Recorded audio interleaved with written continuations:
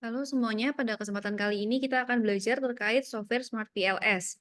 Jadi, software Smart PLS ini merupakan software statistik yang digunakan untuk pengolahan data pada model penelitian dengan metode Structural Equation Modeling atau SEM. Nah, di sini Smart PLS yang akan kita gunakan adalah Smart PLS yang versi 4. SEM merupakan salah satu pengaplikasian metode statistik dari analisis multivariat yang memungkinkan peneliti memasukkan variabel yang tidak dapat diobservasi dan diukur secara tidak langsung oleh variabel indikator. Nah, SEM sendiri terdiri dari dua jenis metode. Yang pertama ada CBSEM dengan keutamaan fungsi untuk mengonfirmasi teori yang sudah ada, dan yang kedua adalah PLSM yang lebih utama digunakan untuk mengembangkan model teori secara eksploratif. Nah, dibandingkan dengan first generation teknik yang pendekatannya berbasis regresi, seperti regresi berganda, logistik, dan analisis varians dengan model penelitian lebih sederhana, SEM sebagai second generation teknik itu digunakan untuk menganalisa model penelitian dengan hubungan antar variabel konstruk laten yang lebih kompleks. Dan juga Smart PLS menjadi software populer yang mampu menguji tipe model penelitian secara simultan.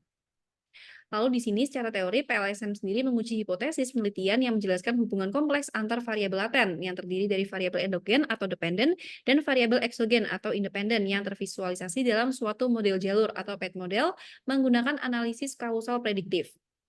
Nah, berikut ini merupakan jenis-jenis variabel yang dapat diteliti dengan menggunakan metode PLSM. Yang pertama ada variabel independen atau variabel laten eksogen. Nah, di sini itu merupakan variabel yang memberikan pengaruh terhadap variabel dependen. Lalu ada variabel dependen atau variabel laten endogen. Di sini merupakan variabel yang diberikan pengaruh oleh variabel independen. Lalu yang ketiga ada variabel mediasi, merupakan variabel ketiga yang menjadi perantara hubungan antara variabel independen terhadap variabel dependen. Lalu yang keempat ada variabel moderasi, merupakan variabel ketiga yang berperan untuk memperkuat atau memperlemah hubungan antara variabel independen dengan variabel dependen. Nah, pengolahan data dengan menggunakan PLSM sendiri itu terdiri dari dua proses. Yang pertama itu model pengukuran atau outer model, dan yang kedua adalah model struktural atau inner model. Nah, berikut ini merupakan penjelasan terkait uji-uji apa saja yang dilakukan pada model pengukuran dan model struktural, beserta dengan dasar pengambilan keputusannya juga. Untuk outer model atau model pengukuran, itu yang pertama ada uji validitas konvergen, di mana kalau misalkan valid apabila nilai outer loading di atas 0,7 dan nilai AV di atas 0,5.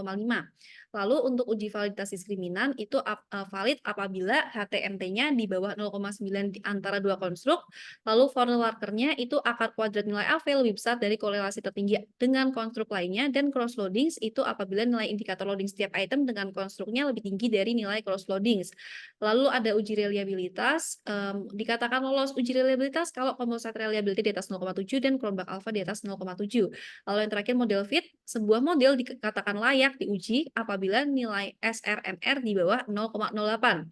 Nah, sebagai informasi juga, model pengukuran atau outer model ini dilakukan untuk menguji kelayakan indikator variabel model sebelum melakukan pengujian hipotesis. Lalu selanjutnya terkait model struktural atau inner model yang dilakukan untuk menguji hipotesis atau hubungan antar variabel dengan model SEM terbagi menjadi dua uji. Yang pertama ada koefisien determinasi, kita melihat nilai R square-nya. Di sini udah ada terkait untuk mengetahui besaran persentase variabel independen mampu menjelaskan variabel dependennya. Lalu untuk uji hipotesis, di sini kita bisa melihat bahwa kalau misalkan nilai koefisien jalurnya mendekati satu, maka hubungannya searah. Kalau misalkan koefisien jalurnya mendekati minus satu, itu berarti hubungannya berlawanan arah. Lalu selain itu di sini kita bisa melihat pengujian hipotesis itu signifikan kalau misalkan T statistiknya lebih besar dari critical value atau nilai kritis dan P values-nya lebih kecil dari tingkat signifikansi atau alfa. Nah, untuk melihat ketentuan nilai kritis sebagai berikut, kita akan menggunakan nilai kritis yang two-tailed test, di mana kalau misalkan tingkat signifikansinya 0,05, maka kita akan menggunakan patokan nilai kritis sebesar 1,96. Nah, di sini ada penjelasan terkait Smart PLS. Nah, pastikan sebelum kita mengolah data, pastikan bahwa kita memiliki model penelitian yang jelas, meliputi seperti variabelnya apa saja dan juga jalur pada setiap hubungan yang akan diteliti. Lalu pastikan juga kita sudah mengumpulkan untuk data kuantitatif yang sudah disebar ke responden. Nah, data kuantitatif ini nantinya akan kita ubah dulu ke dalam format CSV sebelum kita masukkan ke Smart PLS 4. Nah, kalau sudah, di sini kita bisa langsung saja untuk membuka Smart PLS-nya. Nah, berikut adalah tampilan awal pada saat kita membuka Smart PLS-nya. Setelah itu, kita akan mencoba menganalisa kasus berikut. Jadi ada PT XYZ yang merupakan perusahaan yang bergerak di industri jamu dan farmasi. Nah, di sini PT XYZ sedang melakukan penelitian mengenai faktor apa saja yang mempengaruhi market entry sukses dan market export performance di Filipina. Lalu berikut ini merupakan model penelitian yang dihasilkan, di mana ada variabel MC, MS, MP, IA, dan terdapat 4 hipotesis. Di sini kita bisa lihat untuk hipotesis 1 itu berarti MC-nya berpengaruh ke MS, hipotesis 2 berarti MS-nya berpengaruh ke MP, lalu hipotesis 3 itu MC berpengaruh ke MS namun dimoderasi oleh IA, dan untuk hipotesis 4 itu MC berpengaruh ke MP dimediasi oleh MS. Lalu berikut adalah soalnya, buatlah analisis PLSM yang mencakup yang pertama terkait model pengukuran atau outer model, ada validitas, reliabilitas, dan model fit, dan yang kedua ada model struktural atau inner model, yaitu koefisien determinasi dan pengujian hipotesis. Kita mulai dari part pertama, sekarang kita akan mengubah data Excel menjadi format CSV terlebih dahulu. Mari kita buka file Excel-nya. Nah, berikut adalah contoh data kuantitatif, yaitu berdasarkan hasil kuesioner yang disebarkan ke responden.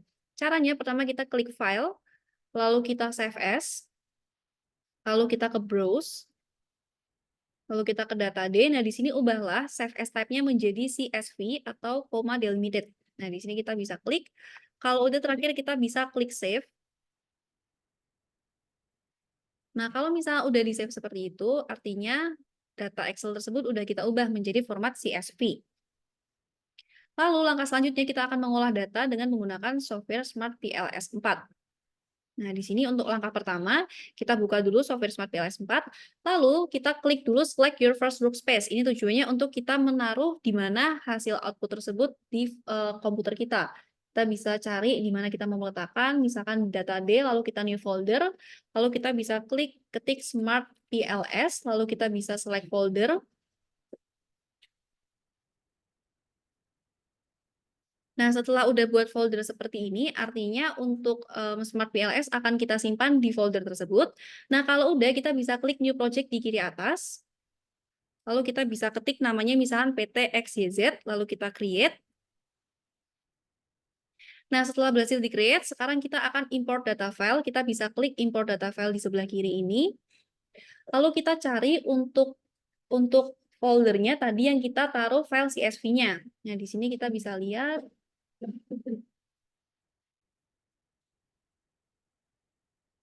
Untuk CSV-nya kita masukkan, kita open.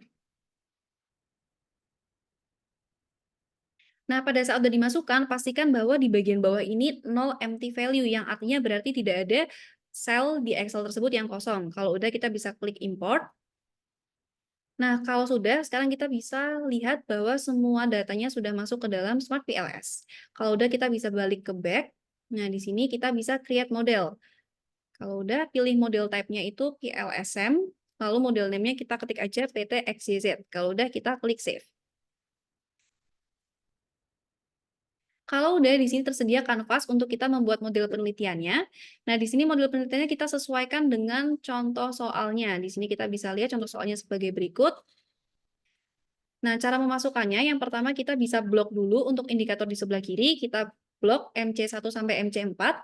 Kalau udah kita tarik ke bagian kanvas, lalu kita kasih nama dia MC. Nah, kalau misalnya udah, untuk memindahkan letak posisi indikator, kita bisa klik di sebelah kanan ada anak panah, kita rapikan saja di sebelah kiri. Lalu selanjutnya kita lihat lagi di tengah sini ada MS, kita bisa tarik untuk MS-nya berarti MS1 sampai MS5, kita masukkan ke kanvas tengah, lalu kita enter, kita tarik, kita klik indikatornya di atas aja supaya dia lebih rapi seperti ini.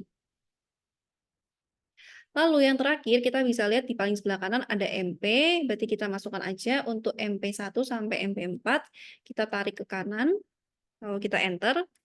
Nah, di sini kita taruh di paling kanan. Lalu di bagian bawah kita masukkan IA1 sampai IA4, kita enter. Nah, seperti ini. Nah, setelah untuk variabel-variabelnya sudah masuk, sekarang kita akan menghubungkan anak panah satu dengan yang lainnya. Nah, di sini kita bisa membedakan mana yang dia itu anak panah secara langsung dari variabel satu ke variabel lain. Ada juga yang dia itu anak panahnya ke anak panah lain. Ini yang disebut dengan variabel moderasi. Nah, maka dari itu kita langsung aja connect-in dari MC ke MS, lalu MS ke MP. Lalu untuk yang moderasi IA, kita pakai moderating effect. IA kita tarik garis anak panahnya ke bagian panah antara MC dan MS. Nah, setelah jadi seperti ini, maka model penelitiannya sudah kita buat di bagian kanvasnya.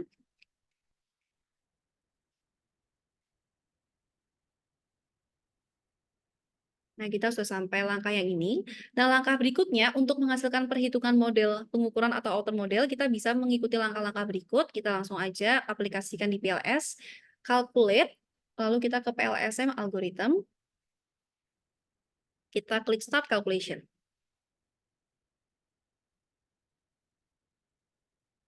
Nah, kalau udah seperti ini, kita bisa lihat bahwa dia langsung memunculkan untuk hasil-hasil yang akan kita pakai di outer model. Nah, kita harus lihat untuk nilai outer loadings-nya. Di sini, apabila ada yang di bawah 0,7 atau dia masih merah, maka berarti dia itu kita harus keluarkan indikator MP4. Nah, maka dari itu kita bisa balik ke edit, lalu kita klik untuk MP4, klik kanan, lalu kita klik, sebentar, kita klik.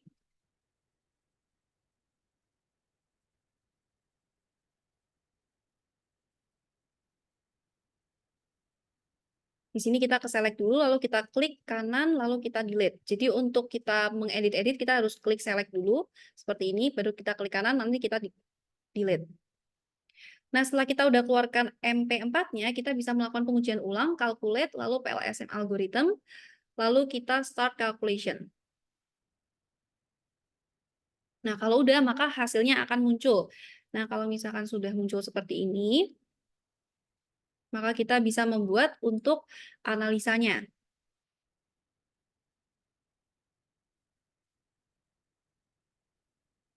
Oke, kita mulai dari yang pertama terkait uji validitas konvergen. Kita akan melihat nilai outer loadings-nya. Sekarang kita ke output. Sebentar.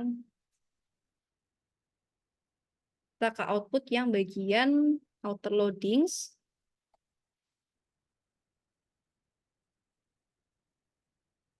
Kita akan lihat di sini semuanya itu udah warna hijau atau di atas 0,7. Artinya semuanya itu valid. Lalu kita bisa lihat juga dari construct reliability and validity-nya. Kita lihat construct reliability and validity-nya. Kita akan melihat untuk nilai AV-nya yang paling kanan. Lalu untuk interpretasinya di sini dijelaskan apabila seluruh nilai outer loading antara masing-masing indikator itu di atas 0,70 dan seluruh nilai AV atau average variance extracted-nya itu di atas 0,5, maka itu berarti indikator dan variabel yang digunakan sudah memenuhi persyaratan validitas konvergen. Lalu kita akan lanjut ke yang kedua, yaitu uji validitas diskriminan. Akan ada 3 output yang kita lihat, yaitu HTMT, Forner-Larker criterion, dan yang terakhir itu cross loadings. Nah, kita akan cek outputnya satu-satu. Kita mulai dari yang HTMT terlebih dahulu.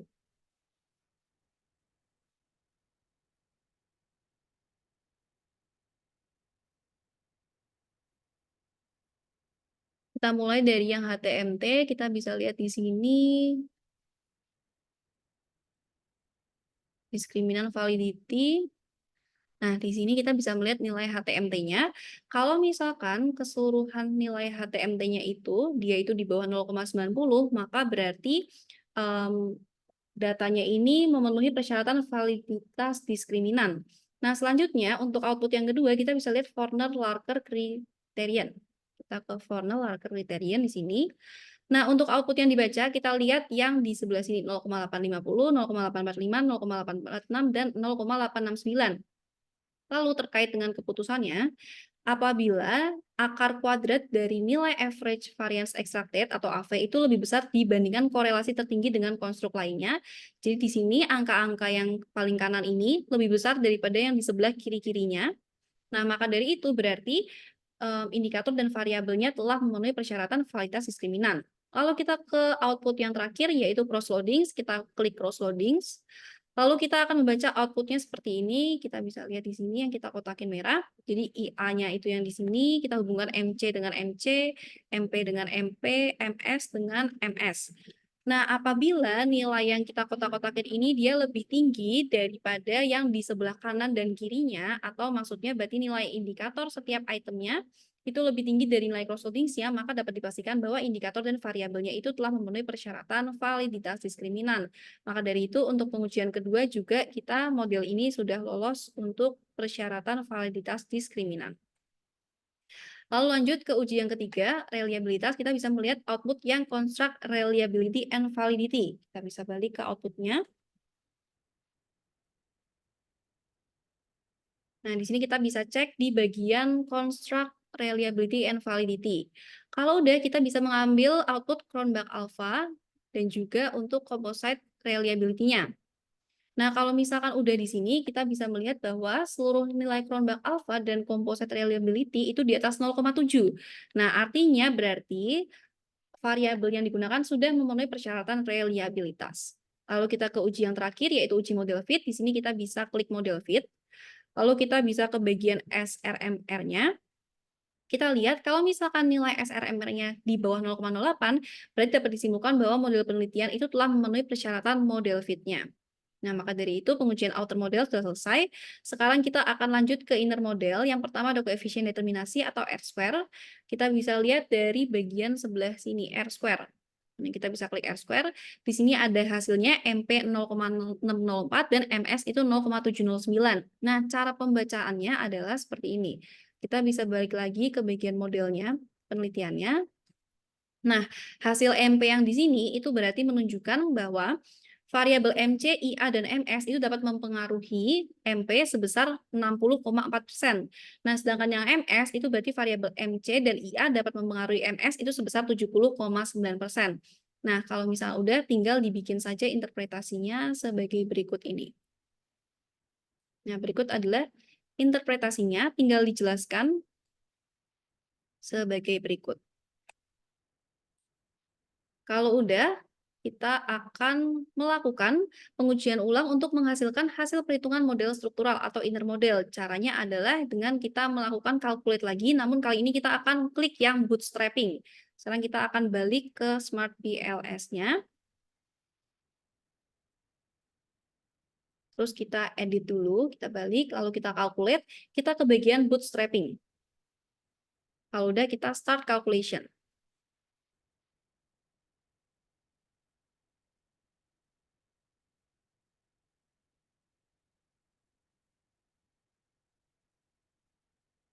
Nah, ini adalah hasil kalau misalnya kita melakukan bootstrapping. Lalu di sini setelah itu kita bisa langsung menjawab hasil uji hipotesis. Dimulai dari yang pertama terkait PET koefisien.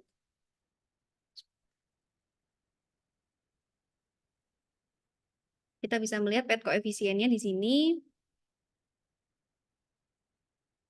Kita akan mengambil nilai dari untuk yang pertama PET koefisien di original sampel ini. Lalu kita bisa melihat juga t-statistik dan juga p-values-nya. Ini yang akan kita pakai untuk melihat apakah variabel tersebut berpengaruh secara signifikan atau tidak. Lalu kita juga bisa melihat total pengaruh tidak langsungnya dengan melihat total indirect effect-nya. Kita bisa ke total indirect effect, lalu kita bisa melihat total pengaruh tidak langsungnya. Nah, untuk menjawab hipotesis-hipotesis berikut, tinggal kita lihat dari output tersebut. Yang pertama, hipotesis 1 terkait MC ke MS. Kita bisa lihat dari output di sini. Nah, MC ke MS berarti di sini 0,250 untuk PET koefisiennya. Lalu untuk T statistik dan p-values-nya itu berarti 2,23. Sorry. Yang ini berarti T statistiknya 2,320 dan p-values-nya 0,020. Nah, kita tinggal isi di bagian sini. Lalu untuk yang hipotesis 2 itu MS ke MP. Kita bisa lihat MS ke MP berarti PET koefisiennya 0,777, T statistiknya 14,476 dan p-values-nya 0,000. Nah, ini. Lalu yang H3 itu MC ke MS namun dimoderasi oleh IA. Nah, di sini kita bisa lihat di bagian sebelah sini, berarti PET koefisiennya minus 0,25, lalu T statistiknya 2,341 dan p-values-nya 0,019. Sini. Lalu yang terakhir, hipotesis 4 itu MC ke MP namun dimediasi oleh MS. Di sini kita bisa lihat dari total indirect effect-nya. Kita lihat yang MC ke MP, berarti PET koefisiennya 0,194, lalu T statistiknya 2,230 dan p-values-nya 0,026. Lalu kalau udah, kita bisa melihat di sini kalau misalkan kita membandingkan p-values dengan 0,05 dan t-statistik dengan 1,96, apabila p-values-nya di bawah 0,05 dan t-statistiknya di atas 1,96, maka hasilnya adalah seluruh hipotesisnya memiliki pengaruh yang signifikan. Nah, di sini, namun apabila terdapat hipotesis yang tidak didukung, nantinya peneliti harus menemukan referensi pendukung yang menunjukkan hasil serupa dengan hipotesis yang tidak didukung tersebut. Lalu, sebagai tambahan juga, karena Smart PLS ini menggunakan metode bootstrapping yang mampu menggandakan data secara acak, sehingga hasil pengujian model struktural akan selalu menghasilkan hasil output yang berbeda jika diuji pada waktu yang berbeda. Jadi, pastikan untuk melakukan screenshot secara lengkap sesuai dengan kebutuhan sebelum kalian menutup software Smart PLS. Sekian dan terima kasih.